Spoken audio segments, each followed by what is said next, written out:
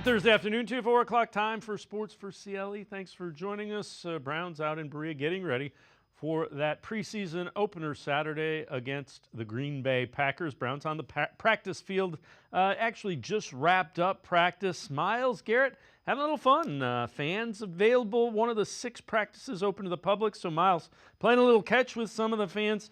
The throwback, not a great one. Myles has to go and get involved in the drills. D'Onta Foreman, good sign. Back on the practice field, going through drills after that scare out at the Greenbrier a couple days ago. Take a look at this. Myles Garrett and Michael Hall. That's to see who gets off the ball quicker. It's ruled a tie. That's how quick Michael Hall Jr. is. Jameis Winston will get the start in that preseason opener, going through some drills. We'll hear from him a little bit later in the show as he got some of the reps with the number ones, so he can get ready for that preseason opener. Jameis did give up some of the reps to Deshaun Watson, scrambling around there, and he finds Elijah Moore. So even though Watson not going to play in that opener, he did get some reps with the ones today as well. Browns getting ready for that preseason opener Saturday against Packers.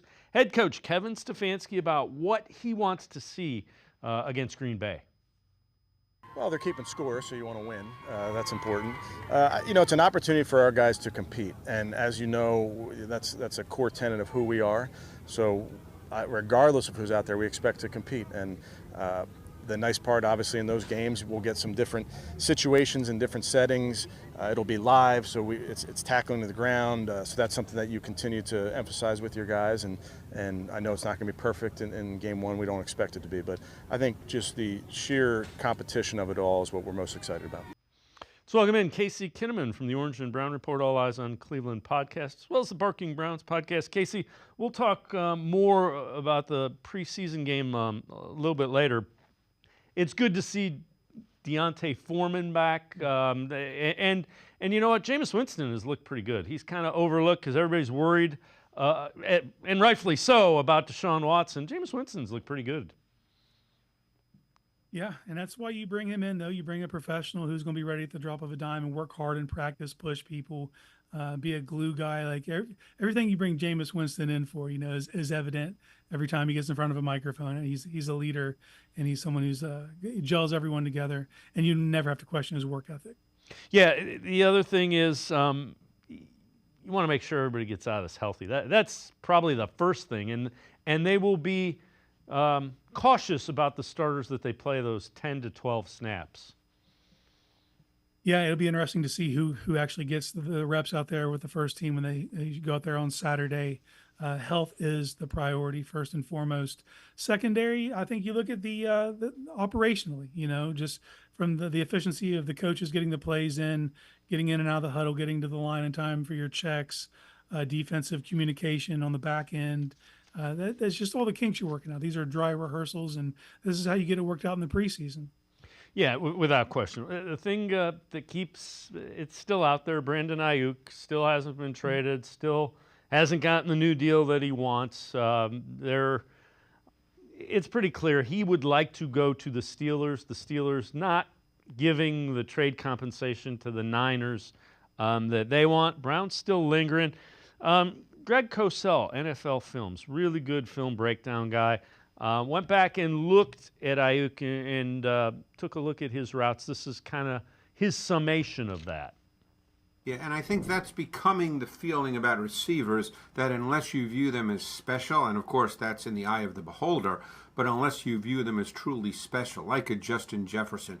I mean, I think if you went through, and I've done this with coaches, the top 4 or 5 receivers in the league, Aiyuk would not be in that category. Now, maybe it's helpful. I watched all of Aiyuk's targets again a couple of weeks ago from last year because I knew he was in the news. And if I could, it'll just take a moment. Here's what I finished typing when I watched all his targets. I said he's a sudden, explosive mover with nuanced route running traits and outstanding route quickness. He can separate and run away from man coverage on crossers and overs, and he has very good zone awareness to work into voids. He's strong run after catch with open field vision and shiftiness and acceleration. He's more sudden and explosive in short areas. The one thing he does not truly possess is vertical explosiveness. he's a perfect mix of talent and scheme where he is now. It's rare. It's really interesting. So part of his success is because of the 49ers system. Now, I have no doubt the Browns could figure out a way. You can figure out a way to use talent. Usually, that's the least of your problems. He also just described Amari Cooper to you. Yeah, I agree. I'd also add contested catch. That's what he gives you, and he's a very good blocker. But I also have taken consideration he's 26 years old, and he's still ascending. This wasn't a guy who came in the league burning white hot. He was someone drafted at the end of the first round who I viewed as a reach at the time. But after watching his development, he's still climbing up through the ranks, still getting better, and there's still room for him to grow. There are limitations because he's not a pure burner. But if you look across the league, there's most of the successful wide receivers, the Devontae Adams of the world, those guys, DeAndre Hopkins when he was at his prime, those weren't burners. Those are guys who learn how to create separation inside of their routes, excel at contested catches, and are dangerous with the ball in their hands. And that's what Aiyuk is to me. He also has an exceptionally high football IQ. Was on full display against us when they were trying to make that comeback in the fourth quarter to kick the field goal. He was the reason they were able to get down the field. His ability to cut back in from the boundary and make people make decisions, So I think he's a complete receiver who's still getting better. But is he worth this whole circus that's going on right now? I'm not so sure. Well, and the bottom line is if he really doesn't want to come here, okay. Yeah. At some point, I'm sure Andrew Berry will say, all right, we're good, and move on. The other thing I would say, with a guy like Aiyuk, you've got Christian McCaffrey, you've got George Kittle, you've got Deebo Samuel. You're benefiting because there's a lot of weapons there. My concern would be if you become the number one weapon and defenses are going to say, hey, we got to take. Can you do that with Brandon Aiyuk? I don't know the answer to that. Nobody does because he hasn't been in that role in the NFL. Exactly. We haven't seen that because there's a lot of talent on that offense in San Francisco, and everyone's going to be focused on Christian McCaffrey. But I could also juxtapose if he were to come to Cleveland and Nick Chubb's able to get healthy, it's kind of a similar storm. You have Amari Cooper if he's not part of the trade package, and Aiyuk with Chubb and then Njoku and Judy. He might not be asked to do all that this year. But if you pay someone $30 million going forward, it's natural to assume that he needs to be that number one after you do move on from Cooper after this year of guaranteed money. And then you'd have that exact same question. Are you a true number one? Remains to be seen. Yeah, absolutely fair. All right, this is from the Bleacher Report. One question each NFL team must answer during the 2024 preseason. Have the Browns done enough to address the concerns at quarterback? While Watson won't play in the preseason opener, it'll be a surprise if he doesn't see some exhibition work as he did last year. Browns must figure out if they have enough talent and depth at quarterback or whether they need to start designing an offense that doesn't rely heavily on the position. As usual, I disagree with the Bleacher Report. So we're going to hide the crayons from the Bleacher Report with the preseason stuff. What else could you do? They are the deepest quarterback room in the NFL. Yeah. So from a depth perspective, I don't know how could you do any better than the Browns did this offseason to give yourself insurance on Deshaun Watson? Now, the Watson thing, that's fair, because this team's ceiling depends upon Watson. So until that plays out, we don't know. But as far as the depth and have you done enough, you couldn't do any more unless you wanted to roster 6 quarterbacks. In my opinion, Snoop Huntley would be one of the better backups on countless other teams. So they've insulated themselves in that way in case the Watson thing goes south. But until that plays out, this is always just going to be part of a mystery. Well, the other thing would be that they redesigned the offense to play to Watson's strengths. That not only did they bring in a former number one pick, a guy who was a Pro Bowler, for whatever that means in Huntley, and you have the developmental guy you draft. I think the first team that gets a starting quarterback that gets injured, they're probably going to wish they had Huntley in camp. Yes, and I honestly don't feel like he'll make this team and he'll be a trade bait piece towards the end of the preseason if he plays well. But part of that discussion with Bleacher Report there, to find out if you need to redesign the offense, if the quarterbacks aren't up to snuff, that train has left the station. Like the offense is being implemented now. It's brand new. It's fresh. It just came out the box. They just unwrapped it. There's not another offense behind it waiting in the wings to throw in its place if these players aren't good enough. So to me, that's just total nonsense. Yeah, I'm with you. All right, Jameis Winston met with the media today. We'll hear plenty from him. Beginning one, though, first, value of preseason reps, both for he and Deshaun Watson. You get an opportunity to go out there and express your talent. It's very valuable. I can't place a single thing that's more valuable than the other because I'm extremely grateful that I get the opportunity to go out there and work with the guys. And he will get started, and he'll probably play a little bit more than the, I would guess he'll play a little bit more than the 10 to 12. He'll probably get an extra series or two. Yeah, and you can tell it's not lost on him. He's a player who at times in his career has had all the reps, and it's been pared back over time. So he understands exactly how valuable these moments are to get in the huddle, to lead the offense, to get everybody in lockstep, to build rapport and chemistry with players. Like he's going to savor each and one of these reps, and he doesn't take it for granted. That's the reason you bring a Jameis Winston in. He's not out there just phoning it in and collecting a paycheck. He's out there acting like this is game one of the regular season. And it's. I honestly, I can't get enough of him. If there's any way we could get him to speak at every practice, I'm all for it. Casey Kinnamon from the Orange and Brown Report, All Eyes on Cleveland podcast and the Barking Browns podcast. Now I'm going to step aside, take a quick time out. We'll head to the voicemail of Truth and Reason. Sports for CLE. Be right back. Stay with us. Cash, moolah, greenbacks, toast, Skrilla, chips, bread and mold, cheddar, butter, lewd and scratch. Find the lettuce, make a match. Lettuce, gravy, game on the back for $30. That's a wrap. There's many words for cash, no doubt, but there's only one $30 cash word. Check it out. Cash word from Ohio, lottery. It's $30 show. Cash word, it's fun to go with millions of prizes, don't you know?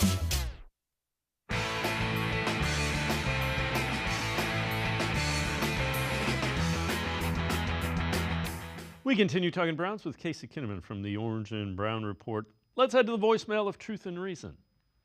This is Daniel, the Mennonite, residing in Florida. My subject is the situation of acquiring Brandon Aiyuk. First of all, I think we can review our recent past experiences with having or getting one of the top premier receivers, such as Odell Beckham, Josh Gordon. They both did nothing much except to cause a major distraction to the team. We don't have that now, and we certainly don't need it. Amari is the penultimate team player, and that seems to be the motif we want for our whole team. With Amari and Nick Chubb, we have two of the team first great players in the league. So why upset the boat for a player who is not only not wanting to come to Cleveland, but wants to go to Pittsburgh? As a Brown fans for over 70 years, I think that says enough. Go Browns, and hope this is the year. As always, appreciate all the voicemails. Casey, it's an interesting question, concern. I would assume that Andrew Berry, because I think that's the way the front office rolls, have kind of vetted, what type of teammate Aiyuk would be. I don't think you put $30 million, allegedly, reportedly, that's what it is, $30 million a year plus, in front of a guy unless you think he's going to fit in seamlessly. No, 100%. And I'll also say this organization, this front office in particular, isn't going to not make a move because of 2 regimes ago it didn't work out with a certain player for a different set of circumstances. I don't believe Josh Gordon belongs in this conversation. He's a second-round supplemental pick. Came in the league with issues. You took a swing, and we saw how good he could be, and it just didn't work out over the long term. Maybe if he was drafted in a different area where marijuana laws were differently, maybe he's still playing, but he wasn't, But if you're just looking at acquiring a player, I think you could look at Odell Beckham, and you could see why that didn't work. You could see the player coming off injuries. The one thing that's similar is the disgruntledness. You can see that. But that doesn't mean just because player A didn't work, that player B can't work. I think you got to go with process over results, and I think this front office leans into that. Yeah, and again, I get the thought, but I think the front office is savvy enough that they weigh all of that. This is from CBS Sports, ranking the AFC contenders by tier. Tier 1 in a league of their own, they go the Chiefs. Tier 2, real deal contenders, Ravens, Bills, Texans. Tier 3, fringe contenders, Bengals, Jets, and Dolphins. Okay. Tier 4, Wild Card Wilderness, Colts, Jaguars, Steelers, Chargers. Tier 5, not so hot. They go with the Browns.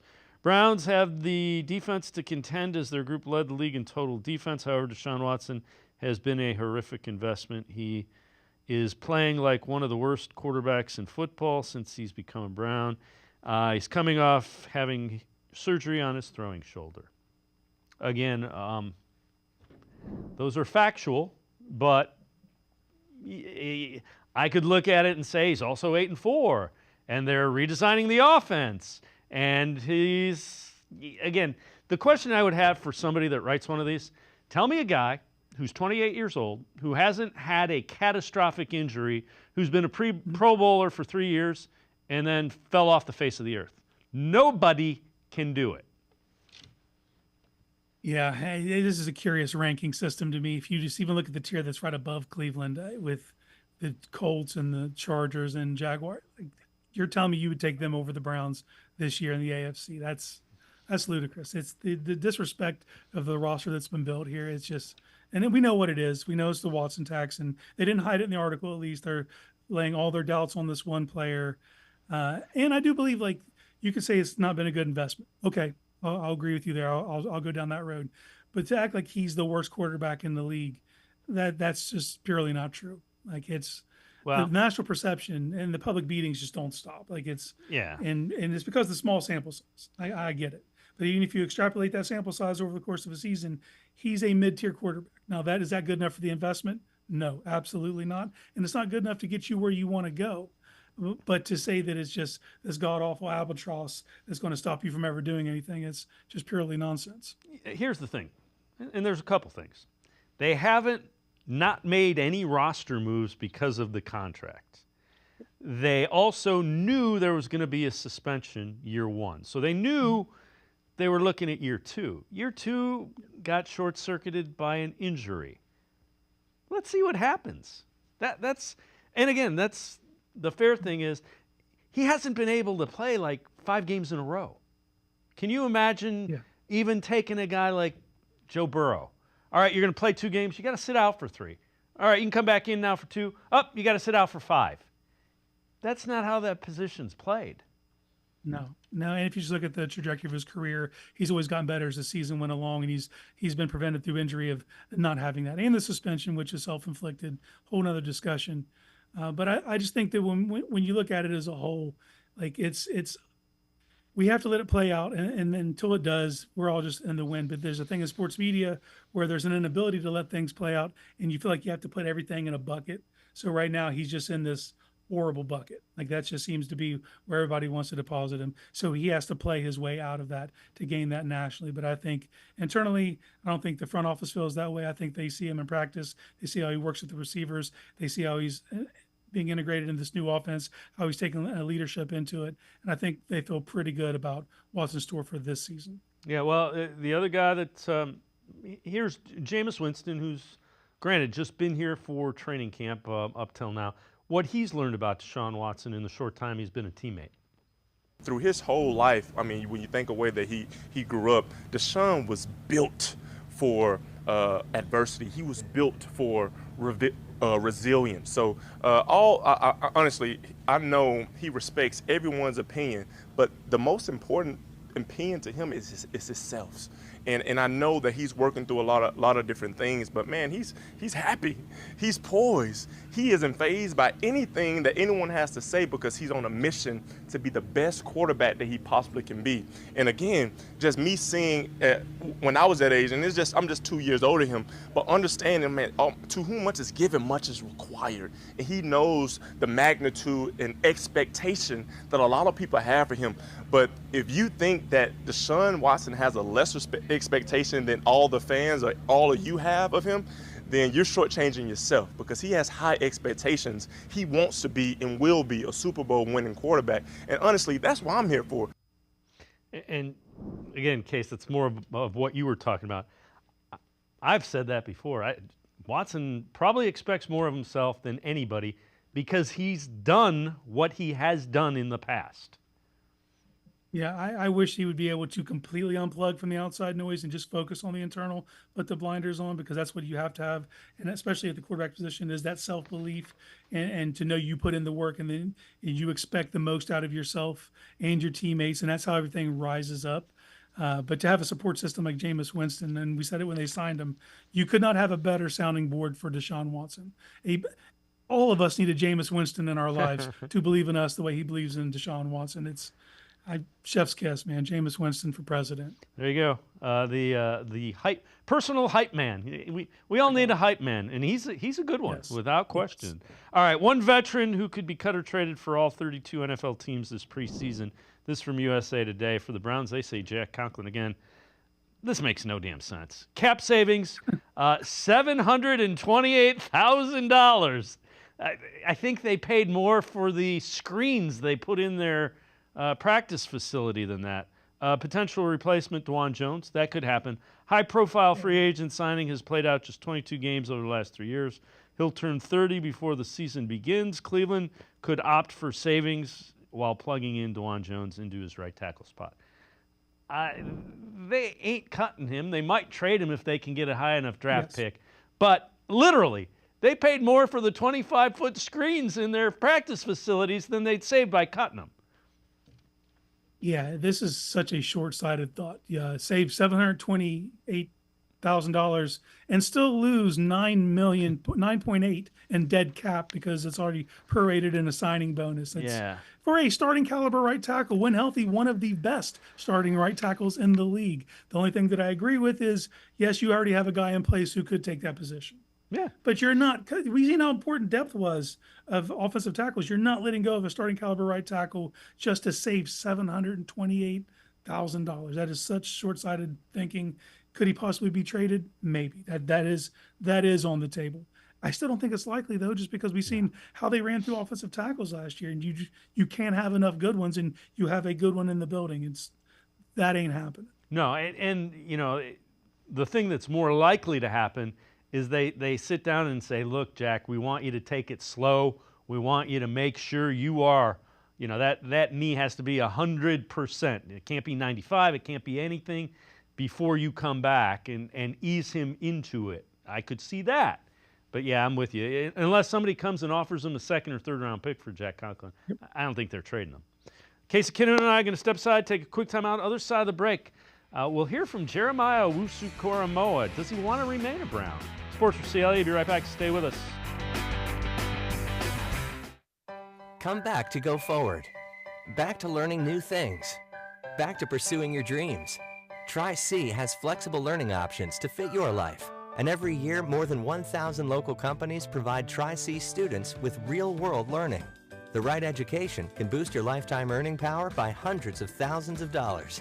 Start now with a college education you can afford. Tri-C, where futures begin.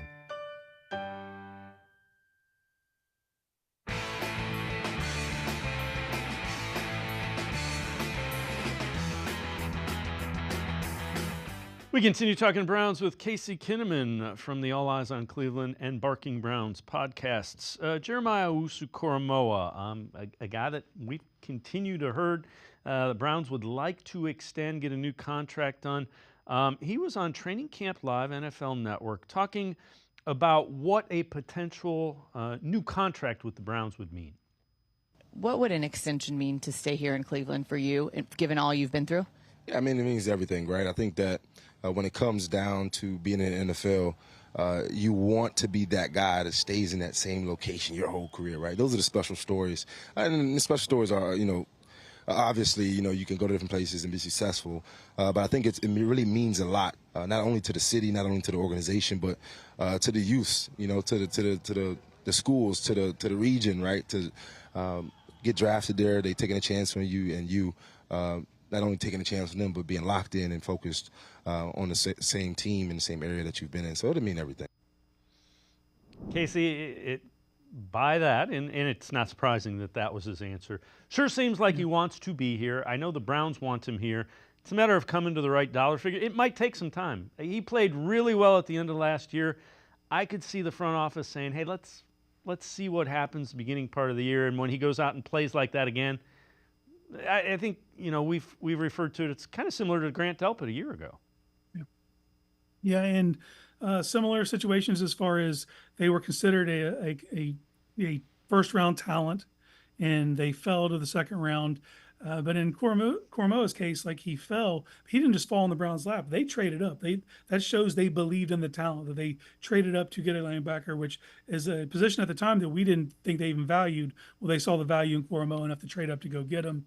And you could tell he believes in that storybook type career where a team takes a chance on you, you reward them with good play, you get a contract, and attempt to finish out your career in one place, which isn't very common in the NFL. You can look at too many teams. And the Browns have one in Joel Bitonio right now that it's worked out that way.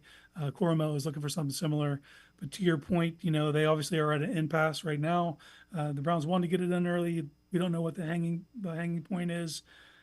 But the thing with Koramoah is that if he has a season that I believe he's going to have, which is going to be one that is going to be where talks are like all pro when it comes to the end of it, that price tag is probably going to be close to $20 million per season, which for a linebacker is steep, but it's where the contemporaries are. That's, if you look at Fred Warner, Roquan Smith, those are the names he's going to be mentioned with if he's able to elevate his game just one more step.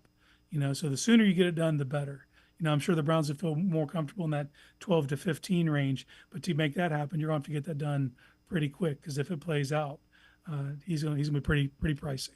Yeah, timing is everything, and Andrew Berry's been really good about staying ahead of the markets. Let's see if he can do it again. Denzel Ward, I know you wrote an article about this, misses the NFL's top 100 list. Take us through that and kind of your thoughts why he missed it, where you think he should have been slotted. This isn't the first year I felt he's been snubbed. But when I took a deep dive and looked at the list, and of the 100 players, there's only 5 cornerbacks on that list, which is crazy to me, because I think if you were to interview every GM in the league, I think they would list cornerback as at least one of the top 5 most important positions.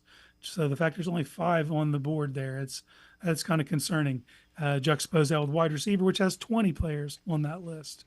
But then you pull it apart and look at the 5 cornerbacks that were listed. There are cornerbacks on this list that are clearly not better than Denzel Ward, and you look at Tyreek Woolen, he had a really good first year, took a step back, still made the list. Just from the metrics, Denzel Ward had a less than 50% completion percentage when targeted, 48 to be exact, and only 3% of his completions went for a touchdown. He gave up 1 touchdown on the season.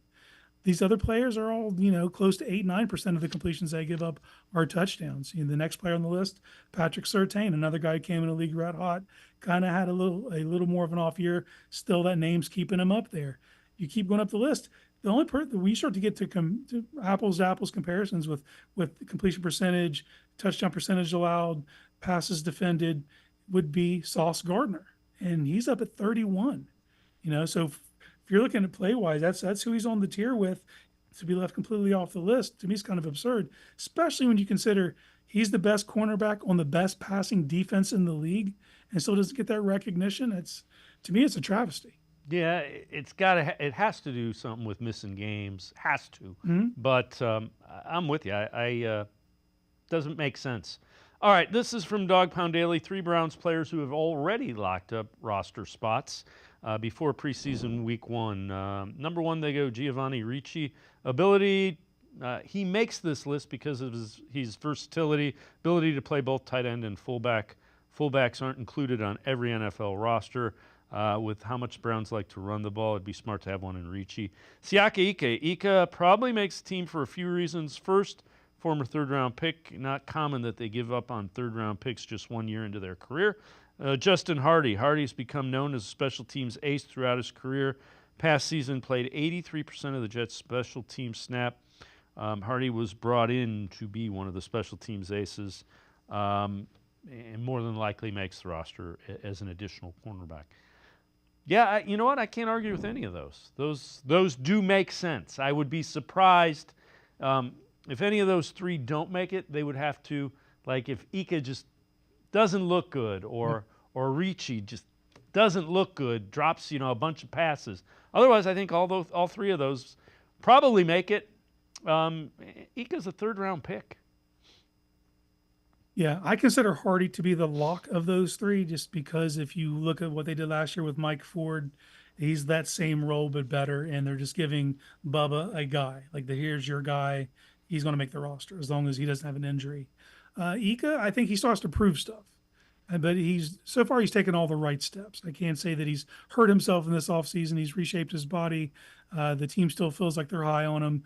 If he goes out there and shows a pulse because of where he was drafted, I think he will get the nod over Maurice Hurst, which will make me sad, but it's the reality of having a really good defensive tackle room and you have a guy you actually have draft equity in. The one that I kind of have a hard time seeing is Ricci, because I don't think this team will hesitate to carry an extra offensive lineman to use them in that role. Like, I won't be surprised if Zach Zenter takes, snaps at fullback. I've seen this team get creative in the past, and I think they would like to carry extra offensive linemen. And I wouldn't be shocked if they only have 2 tight ends with Njoku and Akins going into the season. Now everything's fluid. A player could get cut from another team and completely change the equation. But if we're just basing this on the players that are on the roster, I think he's a guy that it really has to show out in preseason to show he's worthy of a roster spot, as opposed to being a lock, because the Browns are flexible in the way they can use linemen to be fullbacks. So Kevin Stefanski met with media today, was asked, what was it about Jameis Winston that really intrigued the organization about bringing him in? I think he's a good football player. I'd really start there. He's played a lot of games in this league, won a lot of football games, so that's really the most important piece. Now, obviously, he's a good person, and in that way can support all of his teammates. Not surprisingly, he's a team guy all the way. He wants to win badly, and like you mentioned, Jameis has had an interesting career to date, but the book's never written. He's a guy that works hard at his craft, and like right now, his main goal in life is to get better as a football player and help his football team, and that's what he's doing. Jameis has done a great job since day one in getting in here. He definitely has an infectious personality. You hear him before you see him, but he's done a really nice job. This is a new system for Jameis. He's learning like a lot of the new players in the system are, but he's really taken the bit, worked hard at it, and he's had some nice moments out here.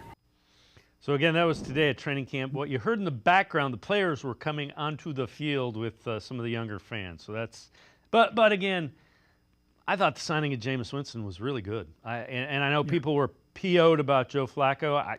I was not one of them, and I liked Flacco. I think Jameis Winston is he can be a starter for multiple games and win you multiple games. There are teams that are marching starters out who are not as talented as Jameis. That is point blank. That's it. He's the highest ceiling backup humanly possible. And yes, there's multiple reasons you moved on from Flacco. Some of the noise that could be surrounding him if Watson struggles early being one of those.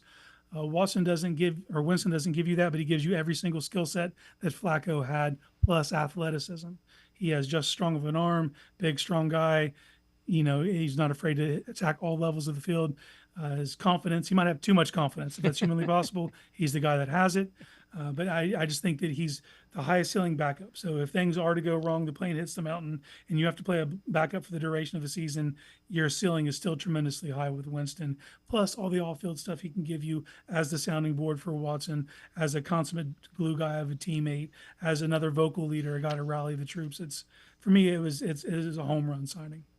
Casey Kinnamon and I are going to step aside, take one more time out. Other side of the break, we'll turn our attention a little bit more to that first preseason game, Browns and Packers Saturday. We're talking about it when we return to Sports for CLE. Stay with us. The Ohio Lottery Partners in Education program is dedicated to recognizing exceptional students, teachers, and schools throughout Ohio. Scan the QR code on screen to nominate students and teachers as Academic All-Stars and Teachers of the Month. They must be currently enrolled or teach in grades K through 12. Is your K through 12 school developing students' literacy skills to achieve success in reading? If so, you can nominate your school for the School of the Year. Students can win $100, teachers can win $500, and schools can win $2,500. Scan the QR code, fill out the forms, and nominate deserving students, teachers, and schools today. The Ohio Lottery Partners in Education program takes pride in honoring exceptional students, teachers, and schools across Ohio. Submit your nomination today. It's fun, fast, and free.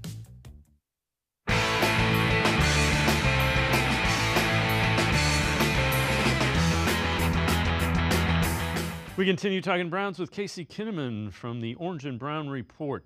This is from NFL.com. One thing to watch for every team's preseason game this weekend, the first one. Browns, a year ago, Dorian Thompson-Robinson was an intriguing rookie who ended up starting 3 games for a playoff team. This year, DTR might be fighting for his spot on the team. Strong preseason performance backing up what has been a solid camp so far can go a long way towards solidifying a spot for him if the Browns intend to keep 3 quarterbacks. Casey, I don't think they intended and I don't think there was any way they wanted to play DTR last year. I think they viewed him as a developmental guy. He did just fine, but he's still a developmental guy. It was a 5th-round pick. Those guys don't usually start games. Yeah, not ideally, not ideally, but the situation they were in last year, they had to do what they had to do. But I will say this: I can't forget how electric he was in the preseason. And he did show you a ton of tools that transition to the NFL. His ability to threaten the line of scrimmage with his legs while keeping his eyes downfield shows a lot of poise, but he also had a ton of reps in college. So he didn't come in as a super inexperienced guy. He actually had more experience than most college quarterbacks entering the league, but it's still a raw skill set coming from a Chip Kelly offense. Obviously, there's a lot of transition to entering a more traditional pro-style system that he was in last year, which is a similar thing to this year. There's different flavors, different nuances, of the things that you'll see implemented. He has mastery over some of it, especially the shotgun stuff, seeing the field in that way, RPO, stuff like that. But he still has to prove himself. But I'm excited. I'm excited to see what he can do with a full off season in the books now as being a professional. I still feel like we're going to leave this preseason, and he's going to be one of the most electric things we see. All right, so preseason starts Saturday against Packers. 2 things. What are you paying attention to, and who are some of the guys you think could shine in this game? Well, the first thing I'm paying attention to is the health. Do you want to leave it as healthy as you enter it? Obviously, the Browns have actually had more injuries going on the defensive side of the ball than I'm comfortable with before this. So just hopefully getting out unscathed. But just operational stuff I want to see. I want to make sure everything's fluid. The plays getting in, people getting back off, getting the team in the line of scrimmage, making all the right calls, those things. What kind of alignments do you use? Or what kind of motions are you showing? I know you're not going to empty the playbook out and show a bunch of stuff. But if the bones are there for the offense, you're going to see the bones. That's what I want to see. Players that could shine. I think there's so many, and it's just funny that we're here now. Whereas if 4 years ago you shine in the preseason, you were probably a starter. And now we got guys who are fighting to make the roster who could be tremendously fun to watch. If you look at Aiden Robbins, the running back, I'm really intrigued to see what he looks like when he gets on the field. But for me, it's the rookies. It's Jamari Thrash. It's Michael Hall. It's Nathaniel Watson. Those are the guys I really need to see stuff out of and see how quickly they can implement themselves on this team and really start to carve out a role for themselves. So who are some guys you think really need to do well in the preseason, or, they're kind of on the wrong end of that roster bubble? There's a defensive tackle battle, Maurice Hurst, Siaka Ika. I think those are 2 guys who, if one can clearly outshine the other, might earn that spot. So that is one I'm looking for. The bottom of the wide receiver room is another one. There's steps that need to be made by some of these young guys, and they can, David Bell or Michael Woods. I'm gonna keep bringing him up. He's a guy that if he makes enough plays and show that he can be a legitimate threat for this offense, he's a guy who could carve themselves out a role. Is there you know what I'm curious to see? I'm curious to see DTR and Tyler Huntley. I think both of those guys can play in the NFL. And if one of them goes out and plays really well, maybe you can get a 4th or 5th round pick for him. You said it. That's it. If Snoop Huntley goes out there and really balls out, man, that's a guy that you might be able to flip an asset for, because quarterback plays so thin across the league, and there, like I said, there are starters out there that are questionable, and their backups are even more so. If you can kind of slide Snoop Huntley off and gain a 4th or 5th round pick for it, that seems to be this front office's MO. So I think he's the number one candidate to get that done this year. Casey Kinnamon, as always, great stuff. Appreciate the time and the insight. Thanks very much, Casey. Hey, anytime. Thanks for having me. Casey Kinnamon, you can check him out, the Orange and Brown Report. He is also the co-host of the All Eyes on Cleveland podcast and the Barking Browns podcast. We're going to step aside, take a quick time out. We continue talking Browns. Jeff Lloyd from the Locked On Browns podcast straight ahead. Stay with us. Come back to go forward. Back to learning new things. Back to pursuing your dreams. Tri-C has flexible learning options to fit your life. And every year, more than 1,000 local companies provide Tri-C students with real-world learning. The right education can boost your lifetime earning power by hundreds of thousands of dollars. Start now with a college education you can afford. Tri-C, where futures begin. Cash, moolah, greenbacks, toast, Skrilla, chips, bread and mold, cheddar, butter, lewd and scratch. Find the letters, make a match. Lettuce, gravy, game on the back for $30. That's a wrap. There's many words for cash, no doubt, but there's only one $30 cash word. Check it out. Cash word from Ohio, lottery. It's $30, yo. Cash word, it's fun to go with millions of prizes, don't you know? I am powerful beyond my wildest imagination. I will define my future. I will keep challenging myself to improve. Because I am a future leader of this great nation. I will be responsible for raising a beautiful family. And educating not only my generation, but many more to come. I will make a difference in my community. And I will stand up for what I believe in. I will not settle for simply chasing my dreams, I will achieve them. Because I was given a chance. An opportunity. A home. At Family, Career, and Community Leaders of America. The ultimate leadership experience. FCCLA has been one of the greatest experiences of my life. It's made me who I am today. Join us. We'll build a new future together.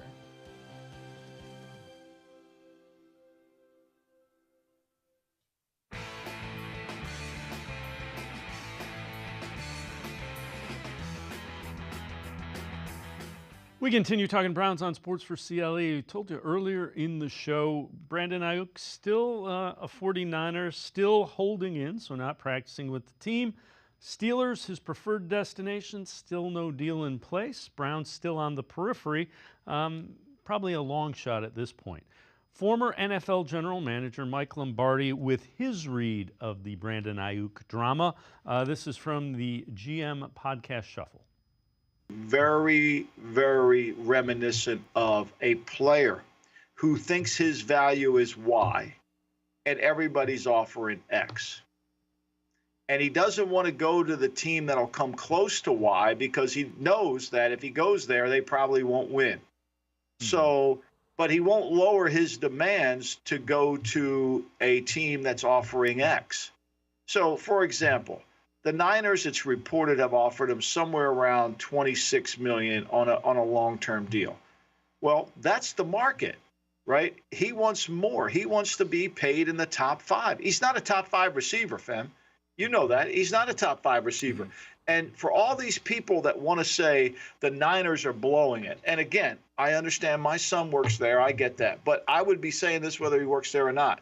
Once you start to pay more for a good player, when you overpay for a good player, Aiyuk's a good player. Is he an elite player? No. Is he a top 5 player? No. Do defensive coordinators sit there on Tuesday and Wednesday night in their office and say, how are we going to play? What are we going to do with Aiyuk? How do we stop him? What do we do? No, nobody's doing that. With that, let's welcome in Jeff Lloyd from the Locked On Browns podcast. Jeff, that's probably a very fair assessment of Brandon Aiyuk in the situation that it is right now. Well, the irony of it is, Cleveland is probably pretty familiar with a situation like this. You look statistically to what Brandon Aiyuk has done the last 2 seasons, pretty much on par with Amari Cooper has done. Granted, Brandon Aiyuk is 4 years younger, which probably spurs the interest that the Cleveland Browns would have. You would be able to reset the clock there a little bit. But, if you're not catching 100, 110, 120, if you're not near that 1,500-yard mark, 1,600-yard mark, also, the double-digit touchdowns. But look, Brandon Aiyuk in the right offense could conceivably probably hit those numbers. You look at San Francisco, McCaffrey catches a lot of passes. Certainly you have Kittle, you have Debo. Certainly Ayuk and some other wide receivers that they use there as well. So yeah, the potential is there that he could put up that type of production, but until you've done it, nobody's going to necessarily pay you for it. He didn't want to maybe take the deal with New England because maybe he thought the team wouldn't, be successful if he went there. Well, which one is it? Exactly as, like Mike Lombardi was saying is, do you want the money or, do you want to be on a team that's going to be going for it every year? I don't think it's an issue, that San Francisco is necessarily blowing it. And San Francisco would like to keep as much of this together as they possibly can. And you have to keep in mind, once the season ends next year, they have a real big situation on their hand with their quarterback. I don't know how it plays out because I think part of it is the money. Part of it is also what satisfies San Francisco. Because just to say to San Francisco, we'll give you a couple of draft picks, I don't think that does anything for the San Francisco 49ers this year because you would still have to find a way to replace those 80 receptions, 1,300 yards. That is a lot to put on some people. So for San Francisco, it's a really tough spot to be in.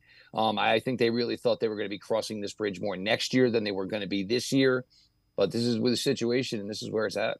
Yeah, and again, we'll see how it plays out. Remember, and I pointed this out yesterday, initially the Browns were out of the Deshaun Watson thing until they weren't out of it. So things like this tend to change. So we'll see. Right now you're in wait-and-see mode. Jameis Winston met with the media today, talked about his perception of what this Browns offense looks like this year. I think the most beautiful thing about his offense is we are attacking defense laterally and we're attacking defense vertically. And with the lateral game, you're allowed to get your completion percentage up. A lot of his quarterbacks have had high completion percentages, and obviously that's good because completions get on the defense's nerves and it keeps the rhythm and flow of the offense going. So that's been a very exciting part. Yeah, Jeff, I was cracking up when I heard him say that, that get your completion percentage up. What it does do is it gives the offense some easy yards, and that has been a thing that this Browns offense has needed. They need to get an easy 3-4 yards on first down. Well, absent of the running game last season, certainly with the missing of Nick Chubb and so many moving parts missing from the offensive line. And you look at the state of the Browns running back room right now, Foreman just back to practice. Naheem Hines has not practiced. Nick Chubb hasn't practiced. Both offensive tackles still have not practiced. So you see that, you might be starting the season very similar to how last year went. Ideally, you always want to try to get yourself, 2nd and 5, 2nd and 4. You want to obviously make your down and distance manageable, certainly for your quarterback and for your offense. And, once you start, basically killing them with the underneath stuff, that's where you start to see the things open up top. The Amari Cooper, touchdown against Tennessee last year after they were kind of eating them alive underneath. You just want to, kind of get your quarterback in rhythm. And, I think there's a lot that, kind of people don't understand about that. It's a very streaky position, and once you kind of feel like you're in the zone and you're kind of hitting everybody that's open, then all of a sudden now you're throwing some skinny posts that maybe they look covered, but you understand your window of opportunity is there, but you're in your rhythm, you're there, you're making those throws. And we really got to see that with Joe last year as we saw the hotness of Joe, and then he saw obviously some cold periods. But once you kind of get going, you feel like there isn't a throw you can't make.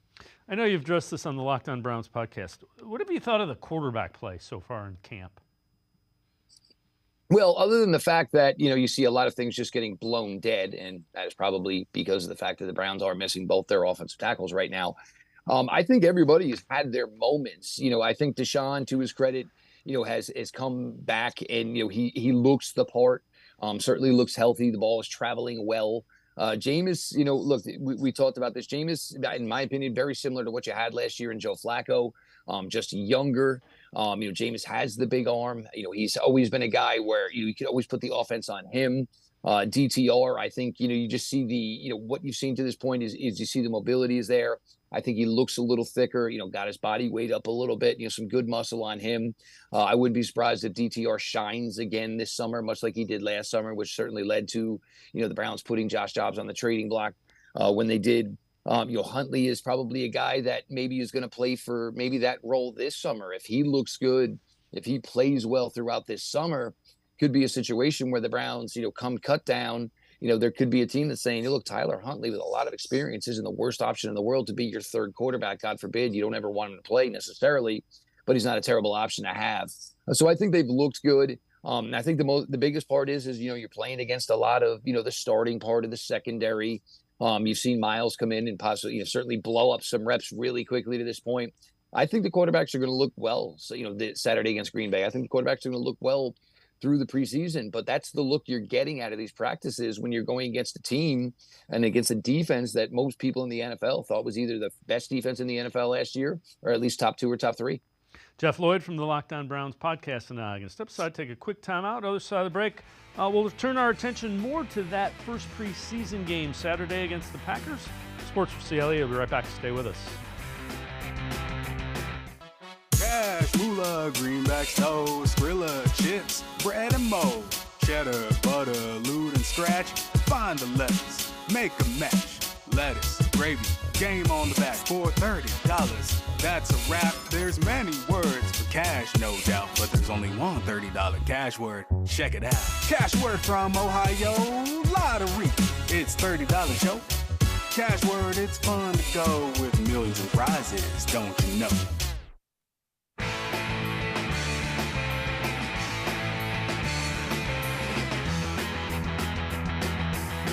We continue talking Browns with Jeff Lloyd from the Locked On Browns podcast. Jeff, I know you've done this on the Locked On Browns podcast as well. What do you think? What questions do you think the Browns have after, at this point in camp, getting ready for that first preseason game?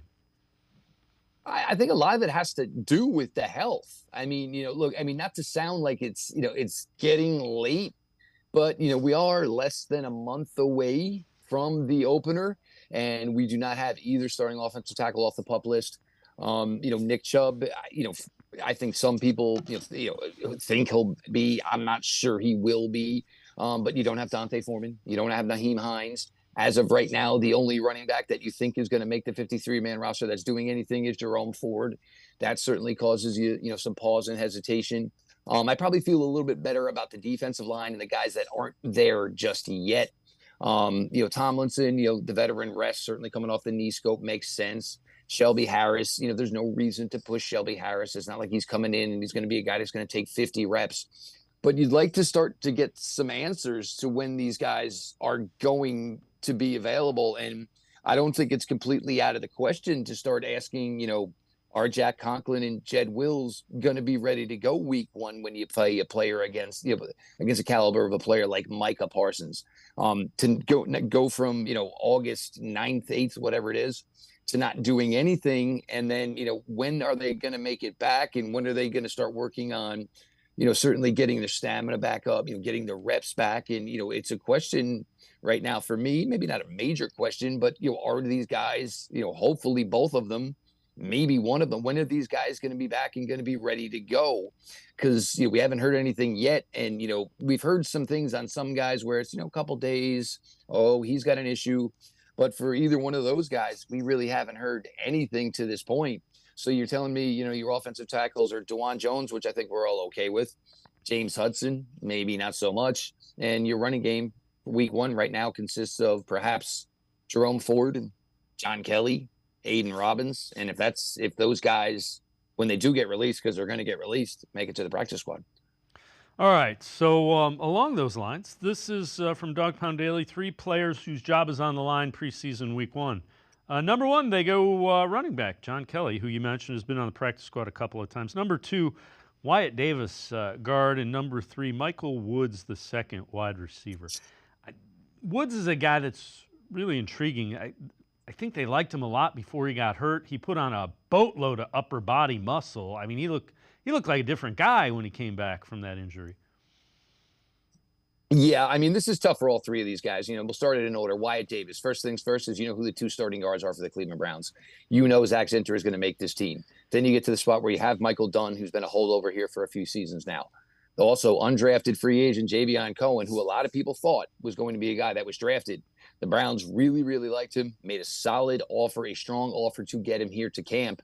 That's 5 guards. You're not keeping 6, which would be, Wyatt Davis. So you're in a tough numbers game right there for Wyatt Davis. John Kelly, John Kelly just kind of seems like, everybody's best friend who's, kind of like good enough to be maybe on a 58-man roster, but maybe not good enough to be on a 53-man roster. You have Ford. You certainly have Naheem Hines, who's got a role.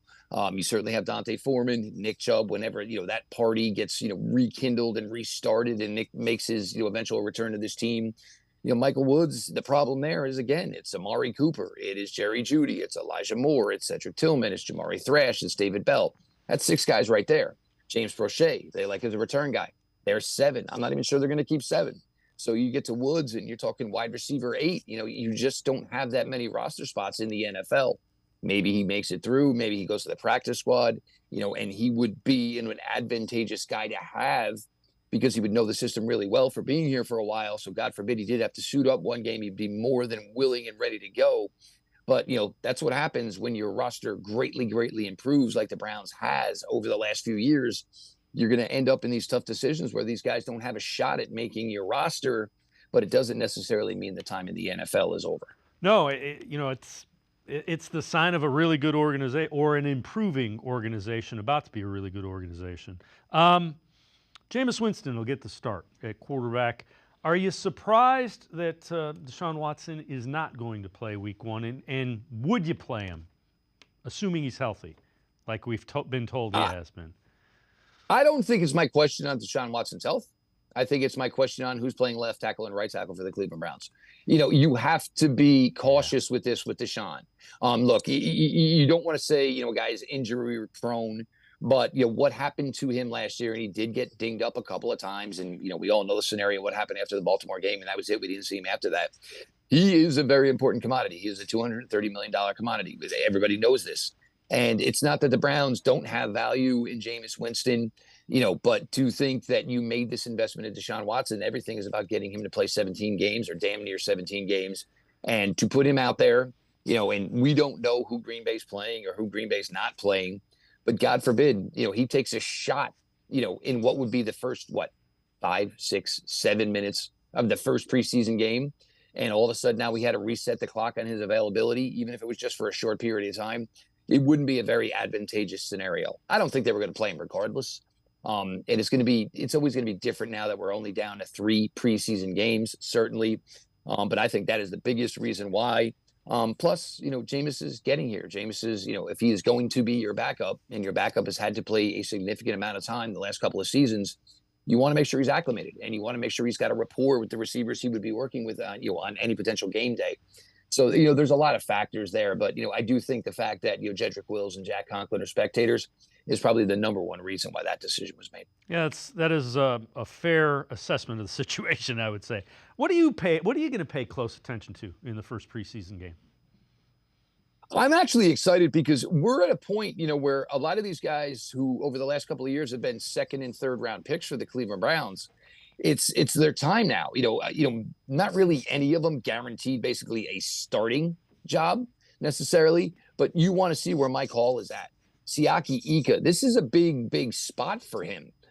They drafted him last year, drafted him high, obviously with a 3rd round pick, and never really got into maybe NFL shape. He looks pretty incredible from where he was a year ago body wise, but the Browns did draft Mike Hall. The Browns did draft Briggs as well. You did bring in an extra defensive tackle in, Jefferson. So there is a lot of, competition here. So you're going to see a lot of Mike Hall. You're going to see a lot of Briggs. You're going to see a lot of Ika. These guys there's going to be big battles for them. So you continue there and, the rest of the linebacker position, Diabate was a player as an undrafted free agent last year. Didn't play a ton in the regular season as far as a linebacker, but proved his wear as a special teamer. But the Browns, maybe 5, 6 linebackers, which means you're going to have to be able to contribute. He was strong last summer as a linebacker. Can he continue that this year? The cornerback position, Cameron Mitchell. Certainly some other guys are going to get a lot of reps here this summer. Halassi, the rookie, that they brought in out of South Dakota State, he's going to get a lot of run as well. So I want to see these guys because they're competing for playing time. There's going to be reps for these guys. So you want to see how all that all works out. And I think for a guy like, the undrafted free agent running back Aiden Robbins from BYU, this is a big opportunity for him. I mean, I wouldn't be stunned. You see the kid gets double-digit carries Saturday against Green Bay. Right now that room is really, really cloudy as what's going to be available to them week 1 against the Dallas Cowboys.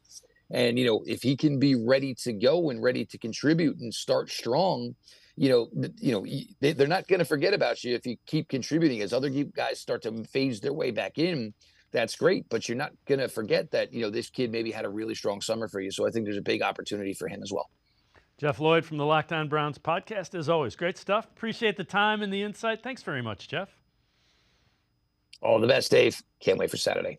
Jeff Lloyd, make sure you check him out. Always really good Brown stuff. He is the host of the Locked On Browns podcast.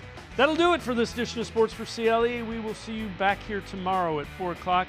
Have a great night, everybody. See you tomorrow at 4 on Sports for CLE.